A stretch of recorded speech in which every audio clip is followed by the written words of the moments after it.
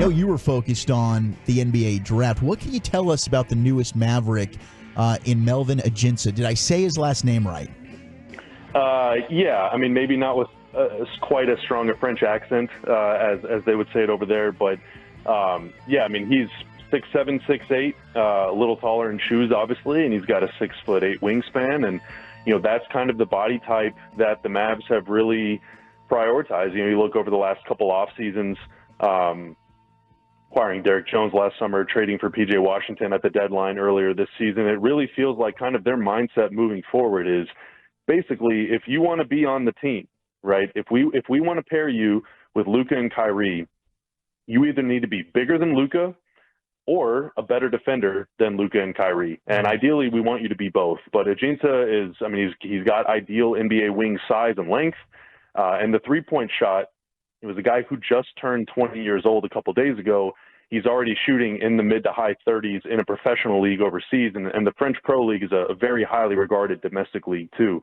And he's playing in, international competitions as well. So for him to shoot at that clip over there at this age, suggests to me that there is a whole lot of offensive upside there. And then obviously, he's got the physique, the build, and the aptitude, I feel like, to play defense at an NBA level too. But he is only barely 20 years old. So I don't know if we'll see him, playing in the NBA at all. Maybe this upcoming season, there's rumors that he may or may not join the team at all, but we'll see about that. But I mean, he really is kind of the ideal kind of player that you would want to surround Luka and Kyrie with moving forward. And then they send THJ to Detroit along with 3 second-round picks. They get back Quentin Grimes. What do we need to know about Grimes? Yeah, so Grimes, he's 6'4", 6'5", so he's not quite Luka's size, but he is a defensive-minded player. Throughout his career, he's been very good, I feel like, at defending guards, players at the point of attack, which is important, because the Mavs do have really good rim protection now with Derek Lively and Daniel Gafford, and they have pretty good wing defense if they're able to bring back Derrick Jones, obviously, and then with PJ Washington and guys coming off their bench. But the most important aspect of defense in the NBA in this era, with as many talented playmakers and shot creators, both for themselves and for their teammates, you have to be able to defend guys with the ball in their hands at the point of attack, and especially players that play Kyrie's position, because you want to be able to protect Kyrie. You don't want Kyrie having to chase around Steph, Dame Lillard, Jalen Brunson, guys like that. That's just putting it Shai Gilgeous-Alexander, who you just ran into in the playoffs. And Grimes is really good at defending those kinds of players. And then offensively, last year he had a bit of a down year shooting-wise. He was dealing with a nagging knee injury and eventually got traded to Detroit and didn't really play much with the Pistons. They ended up shutting him down so that he could recover from that injury. But the season before in New York, he was shooting high 30s, on a high volume of attempts too. And the Mavs, we've seen in the playoffs, in the finals against the Celtics, there were so many players on the floor that would be open or would maybe have a good look at the rim from beyond the arc, and they would just hesitate just a little bit. Like, in order to play with Luka and Kyrie, you're going to get shots. The looks are going to be there, but you have to be willing to take that shot when you're open. And Grimes never passes up shots. I mean, much in the way that Tim did not during his time here. And he's able to knock them down at a, 37, 38% clip for most of his career. So, it's kind of the best of both worlds on both sides of the ball. And hopefully, obviously, they can get him healthy and he can be a contributor right away. How much does this do to open up the chances of, as you brought up, Derrick Jones Jr. to bring him back now? Yeah, so with that transaction, I'm a little fuzzy with the math because there's a whole lot of decibels and you gotta carry a lot of zeros and ones. But after that trade, the Mavs should have enough money to offer the full mid-level exception. Had Tim been making $1 million less, they still would not be able to offer that full mid-level. You have to have that much space under the apron in order to offer that to a player. And they now do have that at their disposal, which is really important because the difference between the full mid-level exception and the taxpayer mid-level exception is about $7 million per year. And that is a huge gap. Derrick Jones definitely outplayed, in my opinion, at least, the taxpayer rate of about $5 million. And so the Mavs, Nico Harrison himself said at the end of the year, re-signing Derrick Jones is their priority 1A and 1B. And so they need that full mid-level at their disposal. There's rumors that they're interested in other players too, and I don't know if that would factor into the full mid-level or if that would be through a trade or what. But yeah, they do now have the ability to offer that to one player or multiple players. You can divide that money up however you see fit. Ultimately, that'll kind of take care of itself over the next few days. Bobby Karalla, Mavs.com, with us here in the GBag Nation. One of those players is Klay Thompson that we've seen Mark Stein report on that the Mavs may have some interest in. What type of player would the Mavericks be getting now? What version of Klay Thompson would we be getting at this point after the injuries and some of the aging? Well, I just want to make it clear to Adam Silver out there listening to this, I'm just talking about the player.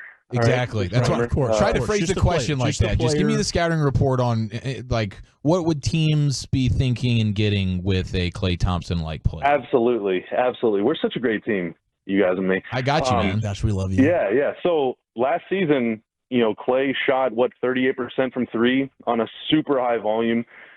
He was in and out of the Warriors lineup, sometimes starting, sometimes coming off the bench, sometimes closing games, sometimes not. And we saw, Mavs fans saw Tim Hardaway Jr. kind of go through that same sort of thing. Whether you're playing super well or super poorly, if your role is changing all the time, it can be very tough to remain consistent through that because you're not sure when you're going to come in the game. When you get subbed out, you're not sure when you're going to go back in the game. And especially for a guy like Klay, who's used to going to the finals and, playing 36, 40 minutes a game, being relegated to a bench role was probably a big shock for him. But his numbers coming off the bench down the stretch of the season were amazing. So I don't know at this point of his career, is he looking to start? Is he looking to be a reserve or what? But last season, super high-level shooter on a very high volume. Obviously, at his age, and with his injury history, I think kind of the expectation and sort of the perception of him is that he's not maybe the same level of perimeter defender as he was a few years ago. But he's still serviceable enough. He's still got really good size. And obviously that three-point shooting, he's an all-time talent from beyond the arc. So, whether he stays in Golden State or, is looking for greener pastures somewhere else, I'm sure he's going to be really, really highly sought after. But that would be like an either-or situation, like Klay Thompson or Derrick Jones Jr.? I really don't know. It depends on how it works. So the rules about sign and trade are very, very complicated. If the Mavericks perform a sign and trade, whether it's one of their own players or with another team's player, they are hard capped at the first apron, and you can't pass the first apron if you offer the mid-level exception to a player anyway. But where it gets really fuzzy is the money that you're sending out and the money that you're receiving in a trade have to match. But with a sign and trade player, the money that you're receiving only counts as half of what you're actually receiving, but you still have to be able to match that number both with your own team and with their team too. So it's like a really weird salary range that you would have to match in order to both acquire a player through sign and trade and still have the full mid-level exception. But there are people that are much, much smarter than me that work on that side that would hopefully be able to, find something to pull it off. But of course, they only have 72 or so hours to figure it out, but I'm sure that they're running through all those scenarios probably as we speak.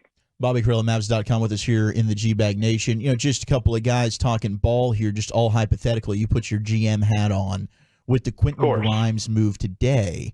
What would you be looking to do with Josh Green, Dante Exum, maybe guys that kind of already play a similar role? Is there a possibility that they get moved in bigger picture moves? I don't know. I'm sure that possibility exists.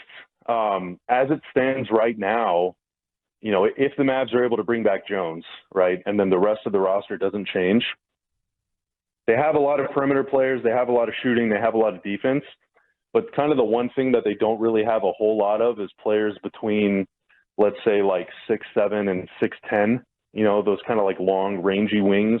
They just don't really have a whole lot of those guys. It's pretty much Jones, PJ Washington, and then maybe Omax Prosper factors into the equation somehow next season. I'm not sure what his timeline is or what the organization's expectations for him are in the immediate future. So I think if they are able to bring Jones back and then they keep this roster, they're definitely competitive enough to go all the way to the NBA Finals. We just saw them do it, but that is kind of the one area on the roster that I feel like would be maybe in need of adding depth or some form of upgrade.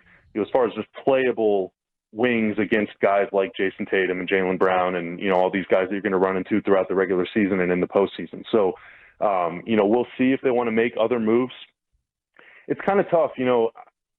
I think in order to acquire, obviously through sign and trade, a player, you're going to have to give out a lot of salary, and fans can look at the Mavs salary sheet right now and say, okay, here's a couple matching numbers, and you can kind of fill in the blanks of who those guys would be. But it's also like, the Mavs rotation, Nico Harrison said himself at the end of the playoff run, he wants to bring back the same 7 or 8 man rotation. It's going to be really, really hard to make massive moves through sign and trade or some other form of acquisition outside of just plain free agency if you're not going to involve one of those 7 or 8 guys. So if he really wants to bring back the playoff core, that eliminates a lot of possible moves. So I feel like they're really weighing all sorts of options. And, GMs always say, whatever, if my lips are moving, don't believe me. They lie all the time. But I kind of want to take Nico at his word here. So we'll see. We'll see what happens.